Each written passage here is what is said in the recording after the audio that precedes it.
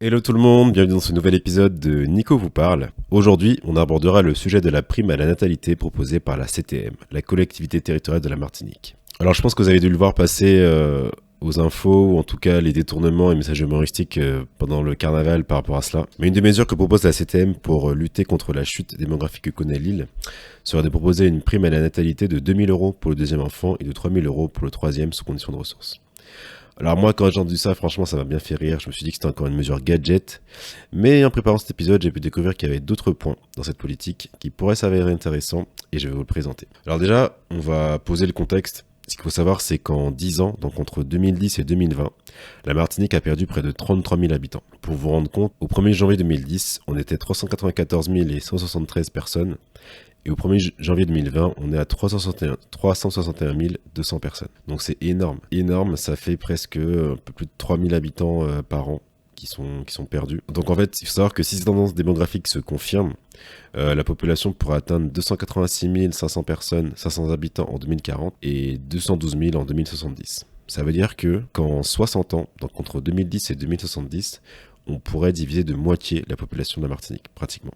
Donc c'est énorme. Donc il faut savoir qu'il y a plusieurs facteurs qui expliquent cette chute démographique. Donc forcément on a une forte diminution des naissances. Le taux de fécondité des femmes est passé de 6 enfants par femme dans les années 1960 à moins de 1,9 enfants aujourd'hui. Alors il faut savoir que pour renouveler une génération, il faut que chaque femme mette au monde 2,1 enfants pour que la population reste stable, sans tenir compte de l'immigration. Donc on est en dessous de ce seuil-là en fait. Et parallèlement aussi la mortalité augmente du fait du vieillissement de la population. En 2021, il y a eu 4 642 décès pour 3 627 naissances. Donc en fait là le solde naturel est négatif, donc c'est à dire que la population elle se renouvelle pas en fait, donc elle peut faire que diminuer. Et parallèlement à ça bien sûr vous avez, comme vous le savez, vous avez un départ des jeunes qui est massif, qui quittent l'île pour l'hexagone ou pour l'étranger pour trouver de meilleures perspectives professionnelles. Alors qu'est-ce que la CTM nous propose pour lutter contre ce qu'elle qualifie d'hémorragie démographique? Un projet qui se nomme la Maison du Retour et de la Famille. Je pense qu'avec le titre, les objectifs me paraissent très clairs. Donc ce projet s'articule autour de 4 axes. Donc on a un premier axe, qui est le pôle de gestion prévisionnelle des emplois et des compétences, le GPEEC territorial. Donc le but en fait, c'est d'identifier les besoins en emploi, filière par filière, dans chaque grande administration et faire des projections dans les 2, 5 ou 6 ans. Et moi je pense que la jeunesse a vraiment clairement besoin de ça, parce qu'en fait, souvent on se lance dans des études par envie ou par opportunité, mais on pense pas forcément au retour au pays. En tout cas moi ça n'a pas été mon cas. Et du coup, en fait on se lance dans des emplois, dans des filières qui sont pas forcément demandées, qui sont pas en fort besoin sur l'île. Donc en fait on se retrouve bloqué, puisque après le diplôme, une fois qu'on a commencé à travailler, à avoir de l'expérience, on aura du mal à rentrer au pays, parce que soit ces emplois sont pas recherchés, soit ils sont pas assez rémunérés sur l'île, donc ça peut être compliqué. Et donc en fait, avoir ce genre de données, ce genre d'informations sur vraiment quels sont les besoins des entreprises sur les 2, 5, 10 années à venir, ça permet je pense en tout cas d'avoir une meilleure réflexion sur la filière qu'on choisira, parce que si on veut rentrer à terme au pays, il faut quand même pouvoir s'assurer d'avoir un emploi quand on y rentre. Voilà, donc ça permettrait de vraiment planifier au mieux ses études et son choix de filière professionnelle. Et voilà, par exemple, pas se retrouver à être ingénieur aérospatial et n'avoir que des débouchés à Airbus ou dans des grosses boîtes qui sont en France ou ailleurs, et pas pouvoir rentrer au pays parce que on est dans une filière il n'y a pas d'industrie aéronautique en Martinique, donc peut-être que vous allez trouver un poste à l'aéroport, on ne sait jamais, mais peut-être que ce ne sera pas les mêmes qualifications, est-ce que ce sera autant rémunéré, ça je ne sais pas. Alors le deuxième axe, c'est un pôle migration retour. Donc il apportera une assistance technique et financière pour faciliter l'installation en Martinique des jeunes de moins de 40 ans qui sont dans un processus de recrutement, qui souhaitent créer ou reprendre leur entreprise. Parmi les mesures citées, donc il y aura des aides financières à l'installation, des primes d'arrivée, réservation de logement, prise en charge du bail, mise en réseau, etc. Moi je pense que cette mesure-là c'est la plus importante. Parce qu'en fait, ce qui compte vraiment quand on veut rentrer au pays, l'aspect primordial, c'est de trouver un travail en fait. C'est l'aspect financier, l'aspect rémunérateur. Parce que si on rentre au pays pour galérer, être chez nos parents, ne pas trouver un taf et être au chômage pendant 6 mois, 1 an, c'est pas la peine. C'est pas... Ça déjà, ça peut traumatiser par rapport au pays, ça peut dégoûter. Et puis c'est pour repartir après, ça fait une cassure dans la carrière et c'est pas l'idéal, quoi. Donc je pense que à la fois il y a eu depuis le Bumidum, depuis le Bumidum et jusqu'à maintenant, il y a une vraie politique d'incitation au départ, que ce soit dans la société, pour que les jeunes après le bac, ils quittent l'île pour aller dans des grandes écoles, des universités, des écoles d'ingénieurs, des écoles de commerce, médecine, etc. Mais bien que je crois qu'en Guadeloupe, il y a le parcours qui est possible aussi. Mais je crois qu'après, au bout de quelques années, ils doivent quitter quand même les Antilles pour aller finir leur parcours en France. On a une grosse politique, une grosse politique incitative pour le départ, avec des associations qui sont dans les grandes villes comme Paris, Bordeaux, Toulouse, Montpellier, qui aident les étudiants ultramarins à s'installer, à trouver des logements, etc. Souvent, il y a les parents qui accompagnent pour aider à l'installation en hexagone. Mais il n'y a pas de politique pour le retour. Alors oui, il y a Aller Virer en Martinique, il y a Aller Vigner en Guadeloupe, il y a les comptes Instagram comme Retour au pays, donc il y a plein d'initiatives qui sont mises en place pour informer, accompagner sur le retour au pays. Mais en fait, on se rend pas compte, mais bon, déjà c'est des initiatives récentes qui sont nécessaires et qui sont très bien. Moi, je les minimise pas, elles sont super importantes, on a besoin de ça. Mais en fait, ça fait tellement longtemps qu'on est sur une dynamique longue, incrustée, comment dire, dans les mentalités de départ, qu'en fait, on a incité les jeunes à partir, mais on n'a pas assuré l'après, on n'a pas assuré le retour. En tout cas, on n'a pas mis en place de politique qui facilite le retour. Et donc du coup, avoir un pôle migration-retour, je pense que ça peut aider. Parce que dans les cas où quelqu'un voudrait rentrer au pays sur un coup de tête parce qu'il en peut plus de la France ou d'être ailleurs, si pendant les 3 premiers mois, 6 mois, il a une aide financière, une aide au logement, etc., ça aidera pas mal en fait pour le temps de se remettre en fait, le temps de trouver un emploi sur place et trouver une stabilité professionnelle et financière. Parce que souvent, aussi un autre aspect qu'on oublie, mais c'est que moi j'ai beaucoup de mes potes qui sont rentrés au pays, en fait ils vivent chez leurs parents. Parce que c'est trop cher, parce que les loyers sont trop chers, pour acheter c'est compliqué. Bon déjà forcément on est une île, donc au niveau foncier c'est limité, les prix sont exorbitants, enfin voilà, si on veut vivre dans le sud, dans les communes comme le Diamant, Trois-Îlets, enfin c'est ultra cher. Il faut, si on veut des terrains pas chers, il faut aller dans des villes dans le nord et tout, qui sont, je critique pas tu vois, mais qui sont loin en fait des pôles d'activité. Parce que voilà, en Martinique, l'essentiel de l'activité économique de l'île se trouve au centre, hein. Le sud, il y a un peu d'activité au sud, mais le sud c'est plus loisir, le nord c'est plus tout ce qui est nature et tout. Enfin, c'est plus, là, on a la montagne pelée, etc. Mais toute l'activité économique est centralisée dans le centre de l'île, quoi. Donc au niveau du Lamentin, Fort-de-France, du Causse, par là. Et voilà, donc tout ça pour dire que ça peut prendre du temps de retrouver une stabilité quand on rentre au pays. Donc avoir un système d'accompagnement et d'aide financière quand on rentre, je pense que ça peut être pas mal. Le troisième axe, c'est un pôle politique de la famille et d'incitation à la natalité. Donc là, c'est la fameuse prime, vous l'avez compris. Donc du coup, comme je l'ai dit en intro, la CTM va offrir en fait une prime à la natalité de 2 000 € pour le deuxième enfant et de 3 000 € pour le troisième sous condition de ressources. Et enfin, on a un quatrième axe qui est la mise en place d'une forte politique d'attractivité. Donc j'ai pas trouvé plus de détails par rapport à cela. Mais bon, je pense que ça rejoint en fait une volonté en fait de rendre l'île attractive en termes d'opportunités d'emploi, en termes de possibilités de carrière et d'évolution, quoi. Mais je pense que moi, en vrai, une mise en place de fortes politiques d'attractivité, moi quelque part, l'île m'est déjà attractif, hein, en termes de cadre de vie, de proximité avec ma famille. C'est ça qui m'attire en fait. Bien sûr, je veux trouver un emploi là-bas qui me permette d'être stable financièrement, mais moi, l'attractivité, elle est déjà par le fait que je sois proche de la nature, que je puisse aller à la plage, que je puisse aller à la rivière, que je puisse faire des randonnées, que je puisse manger les fruits locaux, que je puisse goûter à la nourriture, à la cuisine de ma mère, enfin voilà, de mes parents et tout, enfin avoir un cadre de vie qui est beaucoup plus confortable. Déjà ça c'est attractif, donc voilà. Après vous me direz oui, ça peut passer aussi par des infrastructures, tout ce qui est hôpitaux, les médecins, les transports, etc. Ça passe aussi par là. Mais ça c'est encore un cadre plus large. Alors du coup, donc on a ces 4 axes. Du coup, je les rappelle. Donc c'est avoir un prévisionnel en fait sur des projections sur les emplois qui recrutent, la mise en place d'un pôle migration donc qui aide financièrement à l'aide au retour au pays en termes de logement, prime d'arrivée, etc.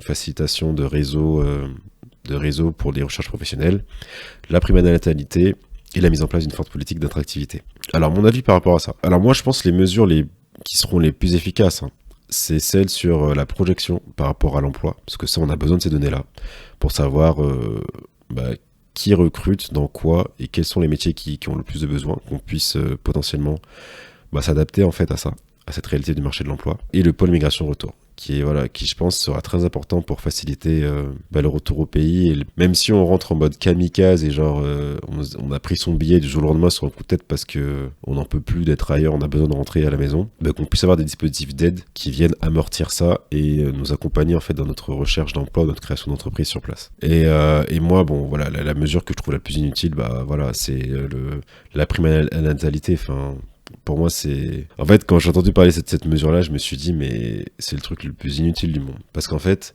on dirait qu'ils se rendent pas compte, pour faire des enfants, ça c'est pas qu'une question d'argent, en fait. Enfin, en fait, il y a plein d'aspects pour faire un enfant. Déjà, il faut être prêt, il faut le vouloir, il faut trouver la personne avec qui on veut le faire. Et bien sûr qu'il faut avoir une stabilité financière et professionnelle. Et c'est pas avec... en plus, c'est 2 000 € pour le deuxième enfant, donc c'est-à-dire qu'il faut déjà avoir fait un enfant, donc assumer le coût d'un enfant, et en faire un deuxième. Et avec ça, t'as 2 000 €. Or... moi je veux dire les chiffres, hein. Ça a été le ministère de la Santé et des Solidarités estime que de 0 à 20 ans, ça coûte 180 000 € en moyenne un enfant, jusqu'à ses 20 ans. Donc ça veut dire que par an, ça coûte 9 000 € un enfant. Donc en fait, par mois, en moyenne, il faut un budget de 750 € pour élever un enfant. Donc ça veut dire qu'en fait, en 3 mois, on a grillé la prime. Donc voilà, pour moi c'est un pansement sur une jambe de bois. C'est-à-dire que moi, pour moi personnellement, c'est pas 2 000 € pour un deuxième enfant qui m'inciterait à faire plus d'enfants. Si je dois faire un enfant, il y aura plusieurs critères. Le jour où je ferai un enfant, c'est parce que sentimentalement je serai stable, que je serai sûr de ma relation, en tout cas, sur le moment que je serai sûr de ma relation, que j'aurai envie de m'engager avec cette personne-là, que je le vois sur le long terme avec cette personne-là, et qu'aussi de façon professionnelle et financière je sois stable, parce que voilà, on va pas se mentir, un enfant ça coûte cher. Enfin, faut pouvoir acheter des couches, faut pouvoir, il y a plein de frais, préparer l'arrivée du bébé, préparer la chambre, pouvoir acheter les habits, la nourriture, avoir un logement, avoir un logement aussi qui est adéquat à cet enfant, c'est-à-dire on peut pas seulement être dans un 2 pièces à avoir un enfant. Enfin, il y en a qui le font parce que voilà, ça peut être compliqué, mais je veux dire, dans l'idéal, si on a un enfant, il faut au moins 2 chambres, donc c'est un 3 pièces minimum. Faut pouvoir avoir les moyens de pouvoir se payer cet appartement, en tout cas l'acheter, soit le louer ou l'acheter. Donc déjà, ça demande une certaine stabilité financière. Et voilà, quand on voit que de 0 à 20 ans, un enfant, ça coûte 180 000 €. Donc 2 000 € pour un deuxième enfant, c'est n'importe quoi. Enfin, surtout qu'en plus, ça a été montré que ce genre de politique incitative, ça marche pas. Enfin, c'est pas avec 2 000 € qu'on va élever un enfant.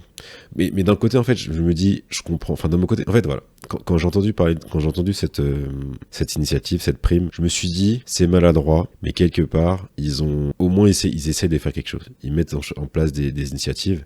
Mais le problème, c'est que, comment dire, ça peut décrédibiliser un peu le projet. Enfin, c'est pas avec 2 000 € qu'on va inciter les femmes à faire plus d'enfants aujourd'hui, sachant que voilà, on l'a bien vu avec les chiffres, on est passé de 6 enfants par femme à 1,9 dans les pays industrialisés, les pays développés. Les couples ne font plus autant d'enfants qu'avant parce que ça coûte cher, parce que je pense qu'il y a il y a plusieurs facteurs. C'est que ça coûte cher. On est dans une génération où en fait on fait de plus en plus d'études, donc quand on arrive sur le marché de l'emploi à 24-25 ans, le temps de faire sa carrière, on arrive pendant 2-3 ans, 3-4 ans, on arrive à déjà 28-29 ans. En fait, il y a plein de facteurs qui font que je pense qu'il y ait moins d'enfants. Déjà, il y a l'augmentation du niveau de vie, l'augmentation du prix, du coût de la vie aussi. Les gens se rencontrent, les gens font des études et arrivent sur le marché du travail plus tard, donc ça veut dire qu'ils ont une stabilité professionnelle et financière beaucoup plus tardive. Et on a aussi une baisse de l'engagement et de la mise en couple. Enfin, un mariage sur 2 se termine. Et donc voilà, il y a tous ces facteurs sociaux qui font que les gens font moins d'enfants. Ce qui fera que les gens feront plus d'enfants, c'est vraiment si les perspectives d'emploi, les perspectives professionnelles en Martinique et en Guadeloupe aussi, hein, parce que c'est le même problème là-bas, sont favorables. C'est-à-dire que tu sais que tu vas pas galérer à trouver un emploi, que tu vas trouver un emploi aussi rémunérateur, qui soit à la hauteur de tes diplômes et des compétences que tu as, et qui puisse te permettre d'avoir une vie sans prise de tête en fait. Sans prise de tête, pardon. Parce qu'on sait déjà que voilà, on a la vie chère, les courses sont plus chères, l'alimentation est beaucoup plus chère. Quand tu es en Martinique, tu es obligé d'avoir une voiture, donc il faut pouvoir acheter une voiture, payer l'essence, payer l'assurance de la voiture, payer les réparations, les pièces sont plus chères aussi, enfin voilà. Tout est plus cher, donc on est étranglé en fait. En plus maintenant il y a l'inflation avec l'Ukraine. Si on ne peut pas assurer, des perspectives d'emploi intéressantes pour les jeunes ne rentreront pas et ils feront pas d'enfants au pays, ils les feront autre part. Et du coup, tous les enfants qui auraient pu naître au pays ne naîtront pas au pays parce que les jeunes en âge de procréer, la population en âge de procréer n'est pas sur le territoire. Donc moi je pense que c'est véritablement ça le problème. C'est pas avec 2000 € qu'on va inciter les gens à faire plus d'enfants, c'est vraiment s'ils ont les conditions et même, parce que là j'ai beaucoup parlé de l'emploi, mais en termes d'infrastructure aussi, il faudrait qu'il y ait des crèches, qu'il y ait assez d'écoles, de professeurs. Il y a une nécessité d'infrastructure en fait aussi. Et je sais comment c'est compliqué pour les parents de trouver des places en crèche. Donc voilà, moi j'ai pas d'enfants, mais j'ai des amis qui ont des enfants et voilà, faut s'y prendre. Limite, avant de faire l'enfant, faut déjà réserver la place, tu vois.